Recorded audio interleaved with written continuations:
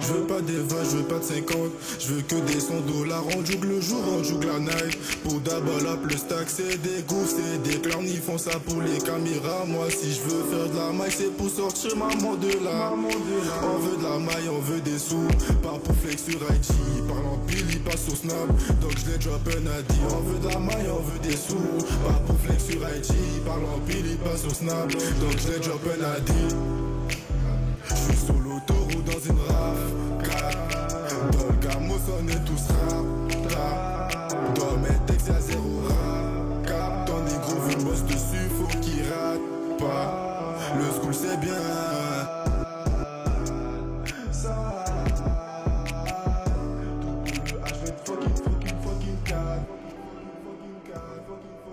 Sale.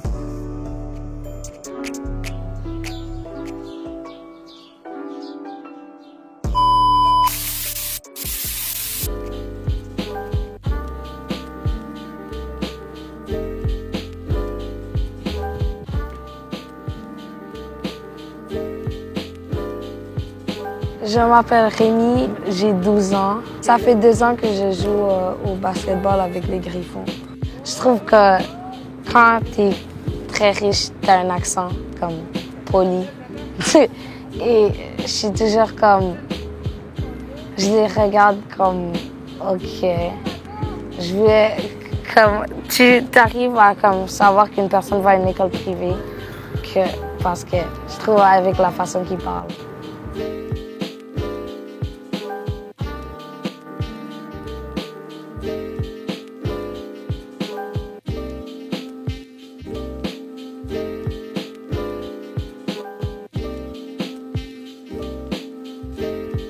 Ouais, comme Malcolm, un de mes grands amis dans les Griffons. Lui, il va à Face, alors une école complètement comme, pas proche de mon école. Ah ouais, aujourd'hui c'est jeudi. Alors, ouais, Malcolm, je crois qu'il va jouer un truc de musique, une pièce de musique aujourd'hui. Moi, je suis à une école publique, mais je trouve que c'est à cause de moi qu'ils ont comme introduit un panier de basket à mon école, parce qu'avant, il n'y en avait pas. Mais il y avait comme un vieux. Il n'y avait pas de filet, alors tu pourrais la mettre, mais il y avait quelques batailles à cause de ça. Comme, parce qu'ils sont comme, non, mais c'est rentré, mais après, c'est comme, parce qu'il n'y a pas de filet, on ne peut pas savoir si c'est rentré ou pas. Et ma mère a acheté un panier de basket, un déjà utilisé, c'était pas cher du tout. C'était 40 $. Ouais, parce qu'on l'a acheté sur Facebook Marketplace. Mais, ouais, et on l'a mis dans l'endroit dehors de la maison de ma grand-mère. Je trouve si je me comparais l'année dernière et cette année, il y a un grand, grand changement. Parce qu'avant, j'étais comme... Je trouve que j'étais gros. J'avais comme un ventre et je courais pas vite du tout. Alors maintenant, je trouve que je m'ai beaucoup amélioré dans tout. J'ai beaucoup plus de confiance parce que l'année dernière, je faisais juste des passes et maintenant, j'essaie de marquer et tout.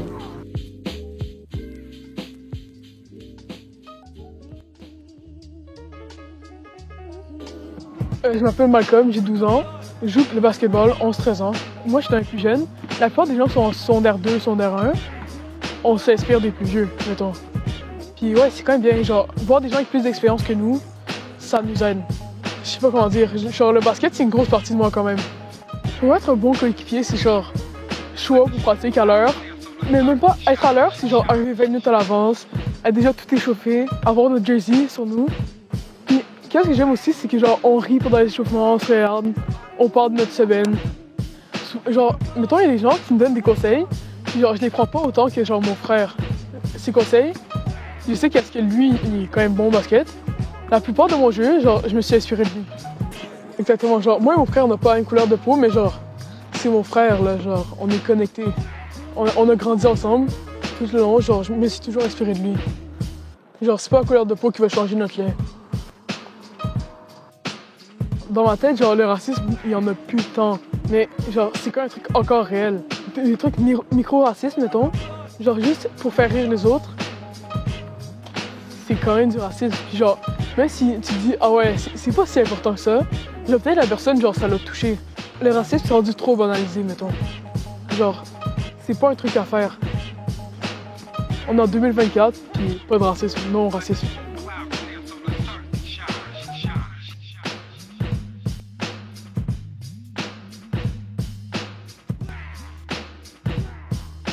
Il vous reste à peu près 6 semaines que d'école et après vous rentrez en période d'examen. Là, c'est pas le moment de lâcher. C'est pas le moment de se dire, toute l'année ça n'a pas été, là je peux faire n'importe quoi puis je vais pas me donner. Au contraire, c'est le moment de se donner, c'est le dernier sprint. Prenez ça au sérieux parce qu'après vous aurez 2 mois de vacances et là vous pourrez profiter. Vous me suivez ou pas? Donc s'il vous plaît, donnez-vous et vous allez comprendre le but du programme. Et comme je le dis, quelqu'un qui passe de 20% à 40%, c'est quand même une réussite.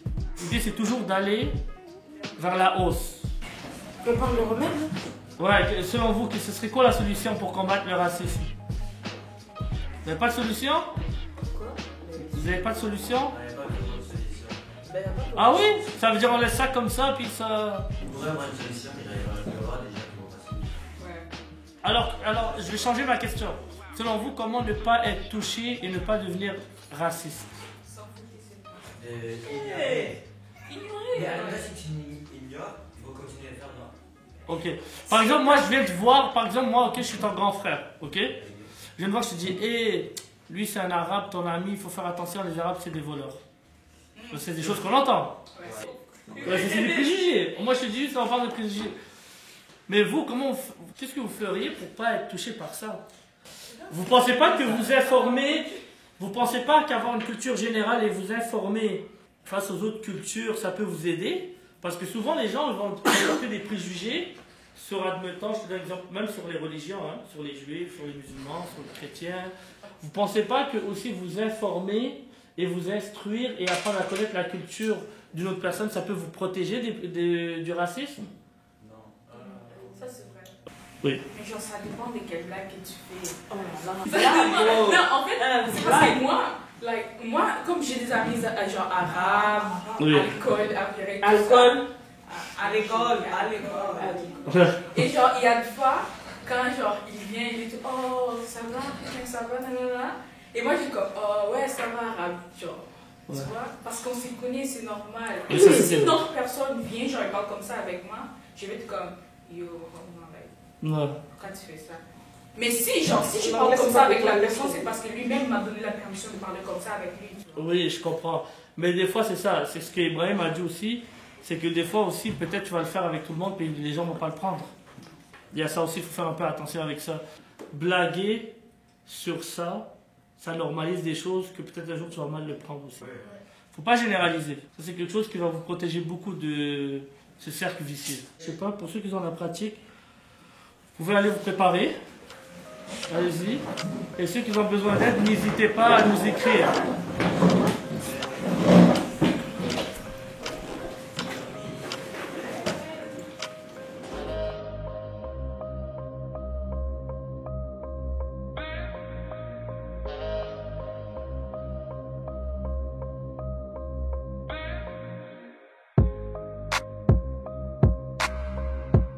Nous, on prône pour le programme la mixité sociale, ce qui permet de faire de très beaux résultats. Par exemple, on a des jeunes qui sont plus aisés que d'autres dans le programme. Ça permet aussi à ces jeunes-là de se remettre en question et de se dire « Ok, j'ai de la chance d'être dans la famille que je suis, d'avoir peut-être 2 parents, d'avoir mes parents d'un bon poste, voilà, d'avoir un peu tout ce que je veux. » Ça permet aussi aux jeunes de voir que c'est pas tout le monde qui peut avoir cette chance-là. Je le remets en contexte du genre « Ok, il faut que j'apprécie ce que j'ai ».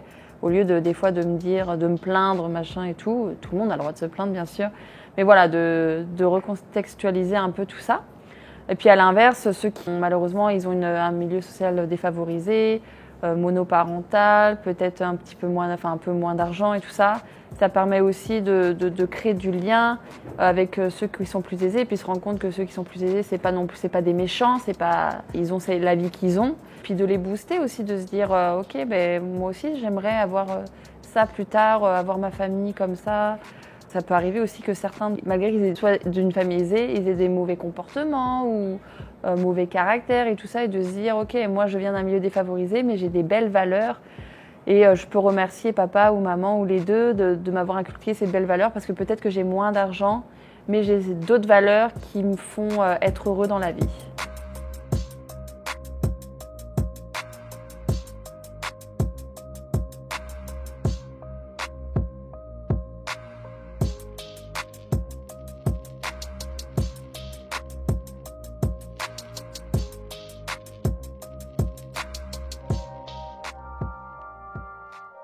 J'ai beaucoup d'amis qui deviennent de France. J'ai Ethan, un Français de France, mais vraiment Français de France. J'ai mon ami Ibrahim qui fait aussi le programme Gros Jeunesse, qui est français, canadien, il est né en France. Et après, je ne connais pas son autre nationalité. Par exemple, moi je suis originaire du Maroc, je suis né au Québec mais je suis originaire du Maroc.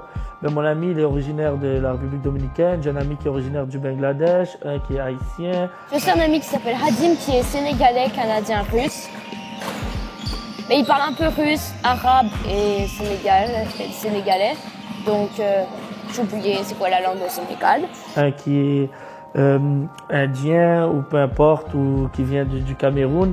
Ensuite, j'ai mon ami qui s'appelle Kazé qui est japonais, français, canadien. Et moi, je suis français, canadien, italien, corse et allemand. Je vais le faire, je vais casser la glace. À l'école, puis vous voyez, j'ai 47 ans aujourd'hui, je l'ai encore sur le cœur. En secondaire 5, quand je vous dis, j'ai été au Collège Laval. Tu sais, quand tu fais ton choix de carrière, donc là, j'ai dit au prof, j'ai dit, moi, j'aimerais être actuaire. Je sais pas si vous savez c'est quoi actuaire, c'est plus que comptable. C'est comme la personne qui passe après les comptables. S'il manque une scène, il faut que tu passes dans l'année au complet pour trouver pourquoi ça balance pas d'une scène.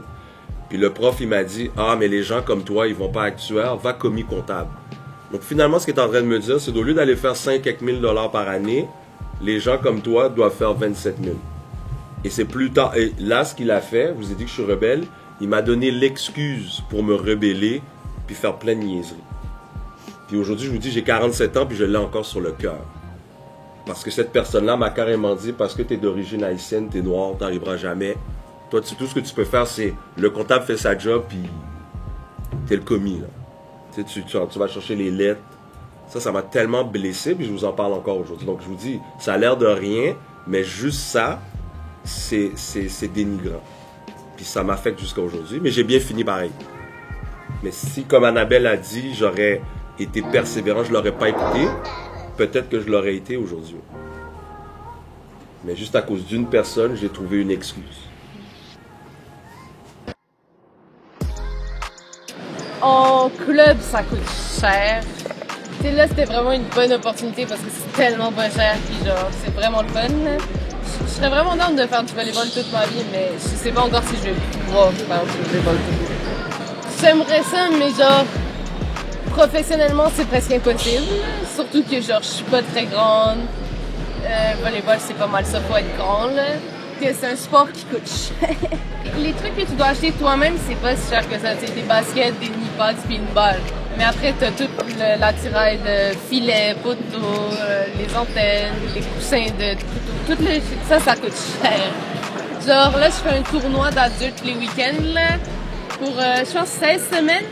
C'est 175 $. Ça, c'est dans les peu chers. Ça, c'est dans les moins chers. Mais ça reste presque genre 10-15 $ par match. Et un match, c'est à peine une heure. Justement, dans les équipes, tu as plein de gens différents, puis ça te permet de rencontrer des gens que tu t'aurais jamais rencontrés autrement. Là. Puis je trouve ça vraiment le fun. Je pense pas que les gens ils réalisent à quel point le volleyball c'est cher. Tu sais, il y a plein d'autres sports, tu le sors, tu dis en mode ça c'est un sport de riche. Genre l'équitation, patinage artistique, des trucs comme ça. Ça, tu sais que tu dois avoir de l'argent pour pratiquer ce sport-là.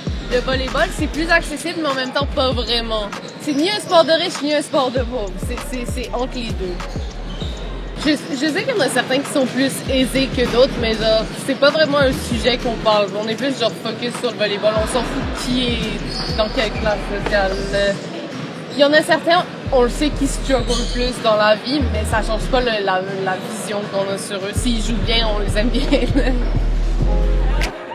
One, two, three, one, two, three, four.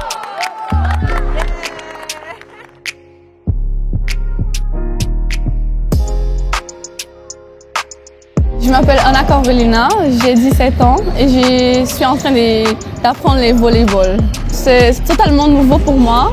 Ça fait quand même 4 mois que j'ai commencé. En fait, au Brésil, je voyais beaucoup comme des matchs de volleyball parce qu'au Brésil, je vois que l'équipe là-bas, c'est bien forte. J'avais envie d'essayer le volleyball, mais j'avais pas le courage encore. C'est pas une chose facile, changer d'un pays. C'est comme si tu abandonnes toute ta vie et tu les laisses au passé. Au Brésil, j'avais jamais parlé français dans toute ma vie. C'était une langue totalement différente pour moi. Déménager, c'était quand même un peu difficile, comme l'adaptation et tout ça, faire de nouveaux amis. Mais je trouvais que c'était difficile, mais c'était pas impossible. C'est mieux qu'il t'occupe ton temps en train que tu fais des sports ou quelque chose qui va te faire développer comme dans la vie, qui fait rien, comme voir une série. Si toi tu fais rien, normalement, ça va pas te faire du bien. Comme tu vas commencer à avoir comme des pensées noires ou tout ça, tu vas pas te sentir bien. Après, je vais essayer encore comme les box et tout ça. Je veux apprendre à me battre. Parce que mon père, toute ma vie, il m'a dit, Carole, tu dois apprendre à se défendre. Parce que je vois qu'ici, c'est pas comme trop cher. C'est comme tu payes comme $10. Tu as déjà le droit de venir tous les samedis. Mais au Brésil, c'était tellement cher là-bas. Tu vas payer 300, 400 pour avoir comme 2 pratiques dans la semaine au maximum. Parfois, c'était une pratique par semaine. Et là-bas, c'est très cher. C'est pas comme ici. Il y en a quand même des équipes ici qui elles sont aussi gratuites. Là-bas, il n'y a pas ce type de choses. Alors, quand je vois ce type de choses, je vois, OK, j'ai tellement la chance d'avoir cette opportunité qu'il y en a beaucoup de gens qui n'en ont pas. C'est pour ça que ma mère aussi, elle m'hésite toujours d'essayer de faire des sports. Parce que tu fais beaucoup quand même d'amis quand tu fais un sport. Tu es plus à l'aise. Et je vois que les sports, ça me permet ça, comme d'être plus à l'aise, d'être un peu moins timide. J'ai remarqué que mes parents, ils ont tout donné pour que je sois ici. Alors, j'essaie toujours de tout donner pour eux aussi parce qu'ils m'ont donné une opportunité. Comme, Carole, si tu veux pas faire ça, c'est ton choix. Mais au moins, ils m'ont donné l'opportunité d'être dans un autre pays avec beaucoup d'autres expériences, avec une autre langue et tout ça. Comme ils m'ont tout donné, je vais tout donner pour eux aussi. Je vois qu'il y a beaucoup de choses que j'ai fait, c'est pour eux. C'est toujours comme... Ils ont fait beaucoup d'efforts pour me mettre où je suis maintenant. Alors, j'essaie aussi toujours de faire des efforts pour eux aussi.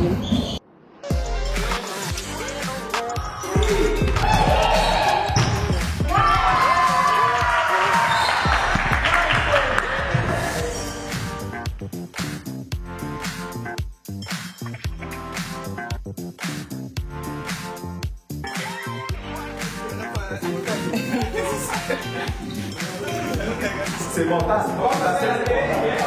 Dis-moi, c'est marqué, c'est ça, c'est toujours mental.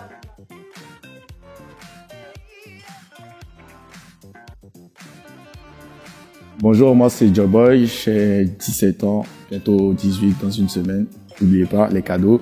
Je joue au basket et puis je vais au cégep André Laurando. Quand j'étais petit, moi j'étais un garçon quand même turbulent, donc moi je voulais pas faire de basket, moi je voulais faire du karaté. Vous voyez, je voulais me battre moi. Donc là, ma mère elle voulait pas parce qu'elle disait que c'était trop violent, elle aime pas la violence, donc elle m'a inscrit de force à une sorte de cours de basket avec un coach. Le coach, c'était un coach, je me rappelle, il s'appelle Coach Canada. Je sais pas pourquoi il s'appelait comme ça. Donc là, elle m'inscrit premier jour. Moi, je veux rien faire. Moi, j'arrive sur le terrain, je veux rien faire, je veux pas courir, je veux rien faire.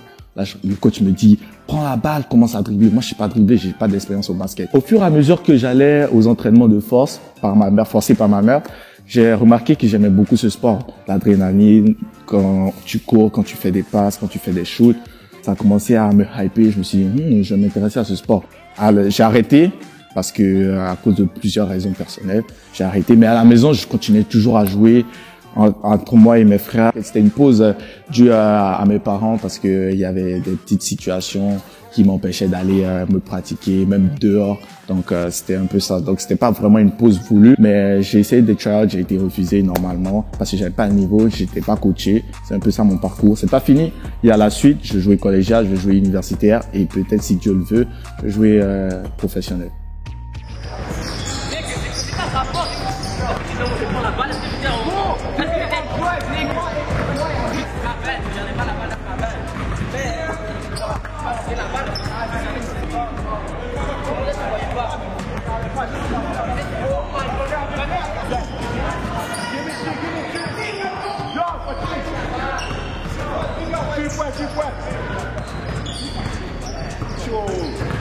Mais ouais, c'est vrai que parfois on s'entend pas toujours, mais vous savez c'est quoi, on est une équipe, on est obligé de travailler ensemble, d'être coordonnés pour pouvoir produire quelque chose de bien sur le terrain.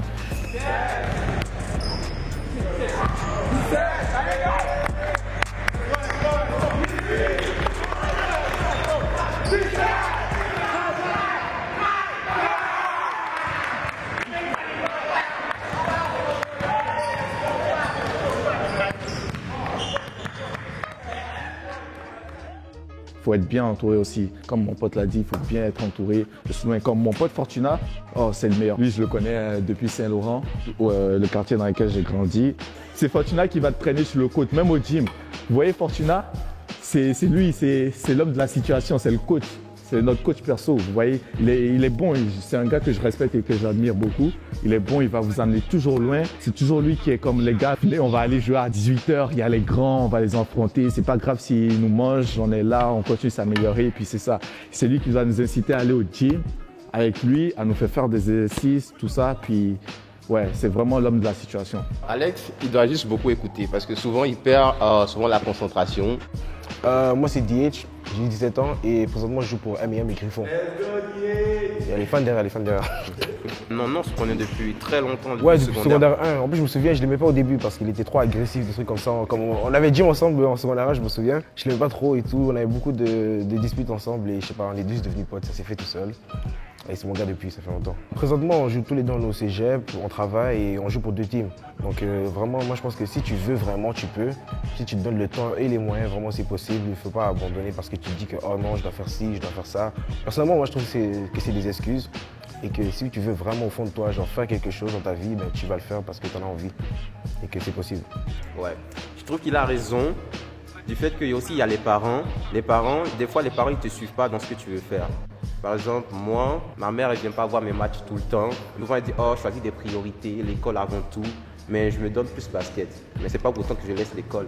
Je fais aussi de la danse. Du coup, mes temps sont un peu départagés. Tu dois juste t'ajuster et trouver le juste milieu. Tout, on voit, ça se voit direct. Genre, vous rentrez dans le gym, vous allez savoir que, ok, eux, ils sont potes, eux, ils se connaissaient déjà avant. Mais à la fin de la journée, c'est toute une famille et c'est nos gars, c'est des gars sûrs. Personnellement, au début, c'était vraiment gênant. Je sais pas, je trouve que. Parce qu'il y avait beaucoup de gens qui étaient jeunes et tout.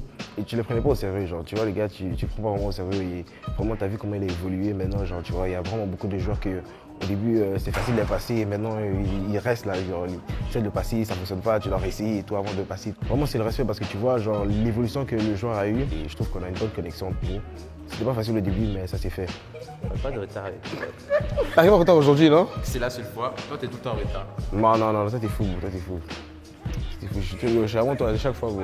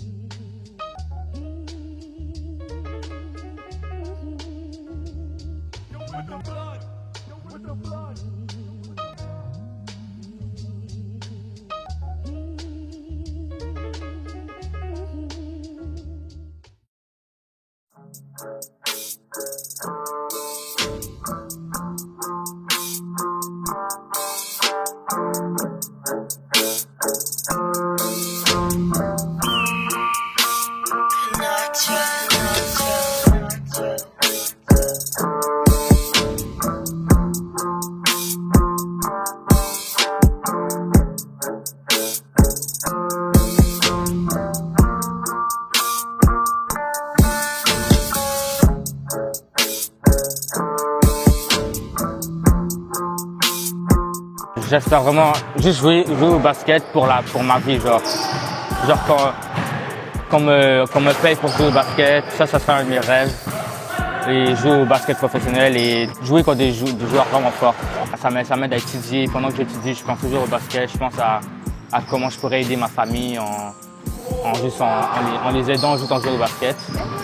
Mon père jouait avant au basket, mais il a arrêté parce qu'il s'est blessé la jambe. C'était quand même sa carrière. C'était un coach de basket avant. À chaque jour, il me motive à pas écouter les autres, mais pas écouter leurs mauvais commentaires qu'ils ont, continuer à pousser. Je vois déjà quand même mon futur, comment ça irait avec ma famille, comment ça irait avec mes amis, qui je quitterais. Ça, je le vois déjà quand même. Parce que je sais que le basket, c'est un bon chemin pour moi. Puis je sais qu'il n'y a aucun mal qui va m'arriver si je continue à jouer au basket. Je ne suis pas prêt encore pour un travail, mais mes parents ils me le suggèrent beaucoup. Puis je pense que ça va m'aider beaucoup à me préparer à comme le futur. Comme à préparer mon horaire, à être persévérant, me lever tôt. Avant, je demandais beaucoup à mes parents. Je ne pensais pas à combien ils avaient, qu'est-ce qu'ils pouvaient donner. Je ne pensais pas encore à ça, mais là maintenant, je pense à... Parce comme on a déménagé, ça a coûté beaucoup d'argent. Et là, j'ai découvert qu'ils n'ont pas vraiment d'argent pour m'acheter des choses, pour me donner tout ce que je veux. Alors là, je vais commencer à être plus qu'autonome. Ouais. L'équipe de basket, comme dans les 500, même dans les 1200, ça dépend de l'équipe en fait. Le jersey, les tournois que vous faites, ça coûte vraiment cher. J'aimerais pas que mes parents payent ça. J'aimerais plus le mériter moi-même. Et ouais, c'est ça.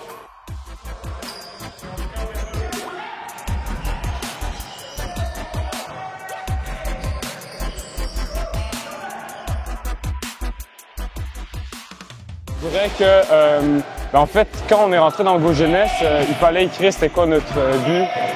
Puis moi, mon but, c'était de dunker. Parce que, juste te dire, quand je suis rentré dans le Go Jeunesse, je faisais peut-être 5 pieds 9, 5 pieds 10 peut-être. Et là, je suis rendu genre presque 6 pieds 3. Et là, c'est rendu vraiment facile de dunker, là. Donc, vraiment, j'ai progressé sur ça. Quand je suis rentré à Go Jeunesse, j'étais vraiment pas bon. Je connaissais pas les règles, je connaissais pas le jeu. J'étais pas super habile avec le ballon. Fait que moi, j'aime vraiment ça être dans une équipe parce que aussi ça donne un sentiment d'appartenance. Là, on est tout le monde ensemble depuis déjà quelques-uns 2 ans, puis d'autres juste depuis cette année. Moi, je suis au cégep, puis je suis travailleur autonome aussi sur le côté. Les plus forts, ça va être plus oppressant pour les moins forts. Comme quand moi je suis rentré, là, je me sentais vraiment intimidé. J'étais vraiment nul. Des fois, ça me tentait pas de venir à la pratique parce que justement, c'était moins de fun parce que je venais puis je faisais pas une bonne performance. Puis là, je me sentais un petit peu mal là. Mais maintenant, ça arrive plus parce que là, j'ai ma place dans l'équipe puis je suis pas prêt là.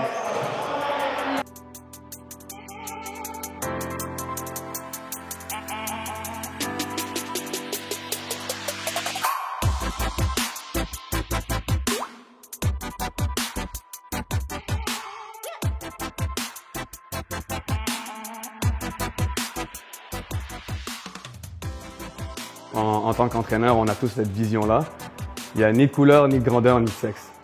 Quand tu viens pour t'amuser, tu viens pour t'améliorer, puis tu viens pour donner le meilleur de toi-même.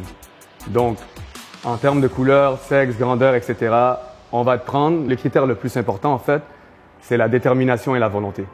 Si tu as ça en tant que jeune, ça ne nous dérange pas, c'est quoi le talent que tu as, on va travailler avec toi si toi tu veux réussir. Parce qu'à la fin de la journée, c'est comme à l'école.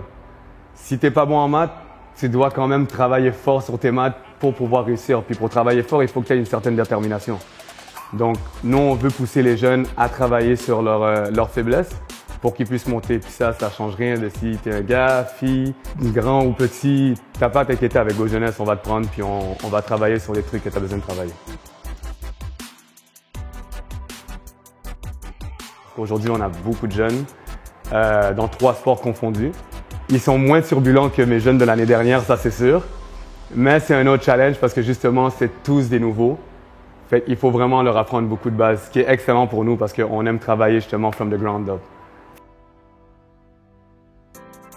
C'est ça que je dis souvent à mes gars, surtout l'année dernière, comme on avait un groupe un peu plus difficile, puis il y avait des talents qui étaient vraiment dispersés. Maintenant, c'est un peu plus encadré, mais avant, les talents, c'était comme un était excellent, puis il y en a qui étaient vraiment moins bons. On les faisait connecter parce qu'on leur dit à la fin de la journée, dans la vie, c'est comme ça. Peut-être que tu es excellent au basket puis qu'il est moins bon au basket, mais peut-être que cette personne va être un excellent comptable puis tu ne sauras pas comment faire tes impôts. Tu vas devoir travailler avec lui à la fin. Fait qu'il faut toujours se respecter, il faut toujours garder une relation proche, puis il faut toujours être professionnel. Peut-être que ce n'est pas des amis proches pour certains, which is fine, mais il faut toujours garder un respect puis il faut toujours s'entraider aussi. Peu importe ce qui se passe dans la vie, je veux que quand vous vous croisez dans la rue à l'extérieur, vous puissiez vous donner la main puis vous puissiez vous saluer parce que c'est quand même une expérience que vous passez ensemble. C'est quand même 1 an au complet sur laquelle vous êtes en train de travailler. Puis avec moi, puis les autres coachs comme Brandon, vous allez souffrir. Fait que vous allez souffrir ensemble avec nous. Fait que c'est important que vous soyez soudés ensemble.